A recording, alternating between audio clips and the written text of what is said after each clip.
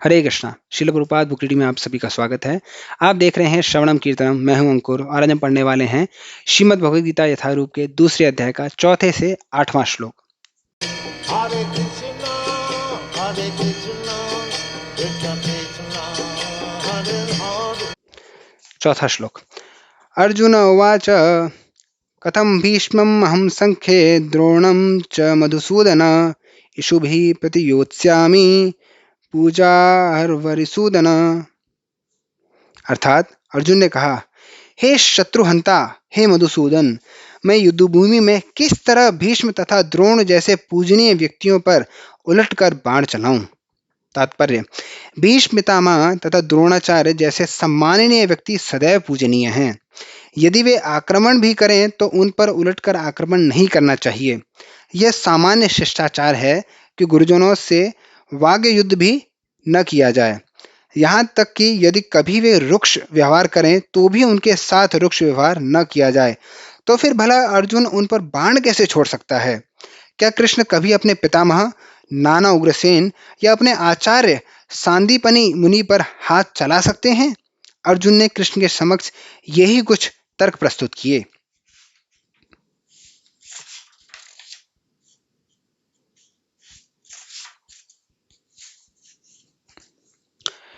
पांचवा श्लोक।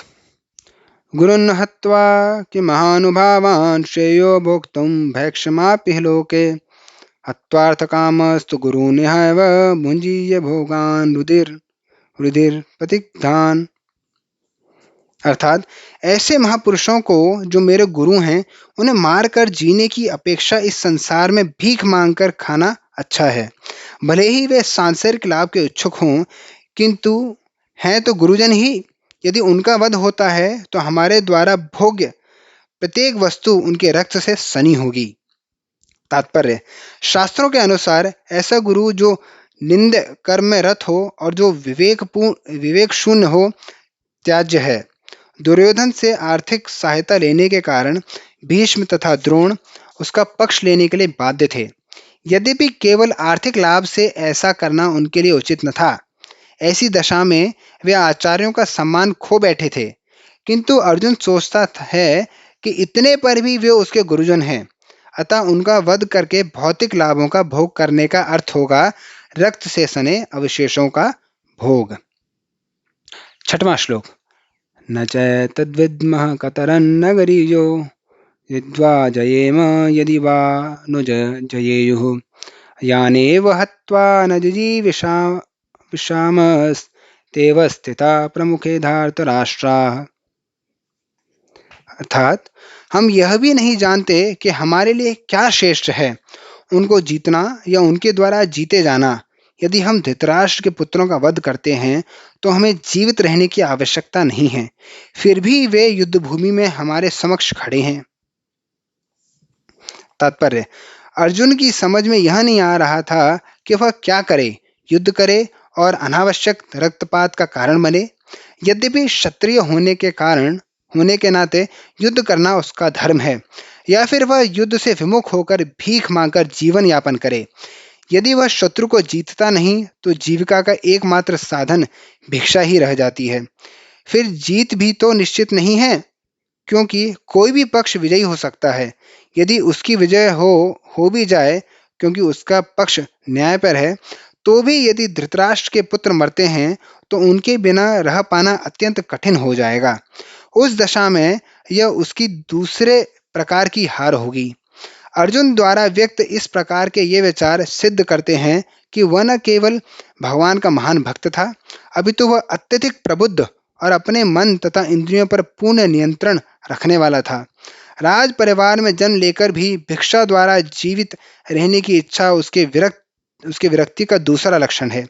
ये सारे गुण तथा अपने आध्यात्मिक गुरु श्री कृष्ण के उपदेशों में उसकी श्रद्धा, ये सब मिलकर सूचित करते हैं कि वह सचमुच पुण्यात्मा था।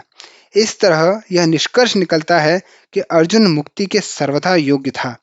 जब तक इंद्रियां संयमित न हों, ज्ञान के पद तक उठ पाना कठिन है और बिना ज्ञान तथा भक्ति के मुक्ति नहीं होती।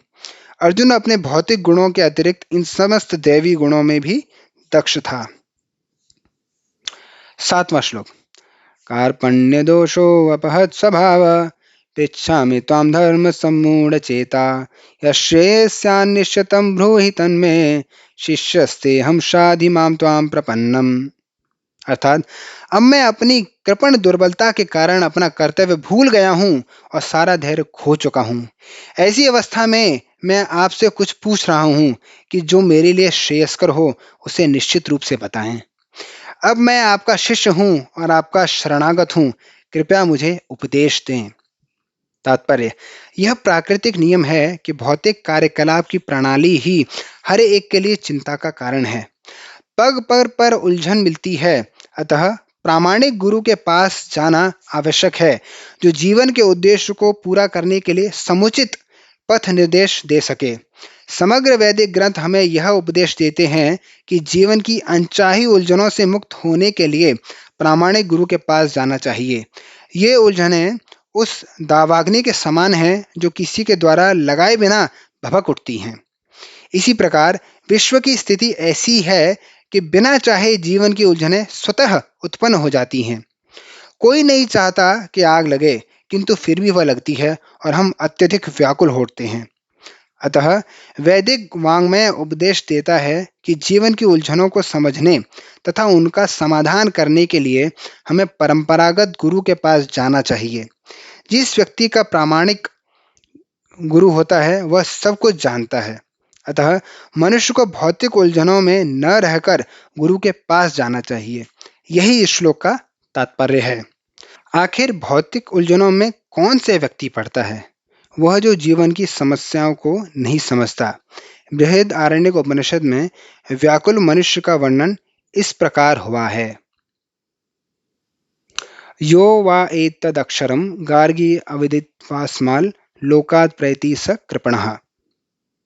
कृपणा वह है जो मानव जीवन की समस्याओं को हल नहीं करता और आत्म साक्षात्कार के विज्ञान को समझे बिना कुकर सूकर की भांति इस संसार को त्याग कर चला जाता है।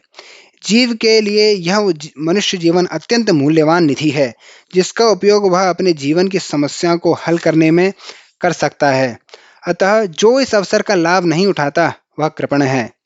ब्राह्मण इसके विपरीत होता है जो इस शरीर का उपयोग अपने जीवन की समस्त समस्याओं को हल करने में करता है।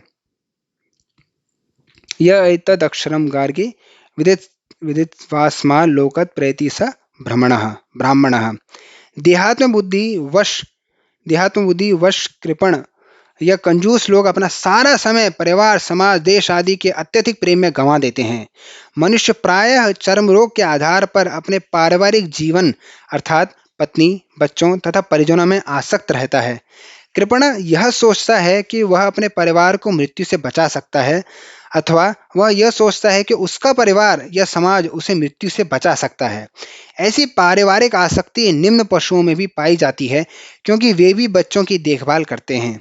बुद्धिमान होने के कारण अर्जुन समझ गया था कि पारिवारिक सदस्यों के प्रति उसका अनुराग तथा मृत्यु से उनकी रक्षा करने की उसकी इच्छा ही उसकी उलझनों का कारण है। यद्यपि वह समझ रहा था कि युद्ध करने का कर्तव्य उसकी प्रतीक्षा कर रहा था, किंतु कृपण दुर्बलता यानी कार्पण्य दोष के कारण वह अपना कर्तव्य नहीं निभा रहा था। अतः वह परम गुरु भगवान कृष्ण से कोई निश्चित हल निकालने का अनुरोध कर रहा है। वह कृष्ण का शिष्यत्व ग्रहण करता है। वह मित्रतापूर्ण बातें बंद करना चाहता है। गुरु तथा शिष्य की बातें गंभीर होती हैं और अब अर्जुन अपने मान्य गुरु के समक्ष गंभीरता पूर्वक बातें करना चाहता है। इसलिए कृष्ण भगवद गीता ज्ञान के आदि गुरु हैं और अर्जुन गीता समझने वाला प्रथम शिष्य है। अर्जुन भगवद गीता को किस तरह समझता है यह गीता में वर्णित है। तो भी मूर्ख संसारी विद्वान बताते हैं कि किसी को मनुष्य रूप कृष्ण की नहीं बल्कि अजन्मा कृष्ण की शरण ग्रहण करनी चाहिए। कृष्ण के अंतः तथा बाह्य में कोई अंतर नहीं है। इस ज्ञान के बिना जो भगवद गीता को समझने का प्रयास करता है वह सबसे बड़ा मूर्ख है। 8वां श्लोक। नहीं प्रपश्यामि मामानुपद्यात् यच्चोक्षमुच्चोषणम् इंद्रियाणाम् अवाप्य भूमा वसपत्नमृद्धं राज्यं सुराणाम अपि चाधिपत्यम। अर्थात मुझे ऐसा कोई साधन नहीं दिखता जो मेरी इंद्रियों को सुखाने वाले इस शोक को दूर कर सके। स्वर्ग पर देवताओं के आधिपत्य की तरह इस धन धान्य संपन्न सारी पृथ्वी पर निष्कंटक राज्य प्राप्त करके भी मैं इस शोक को दूर नहीं कर सकूंगा।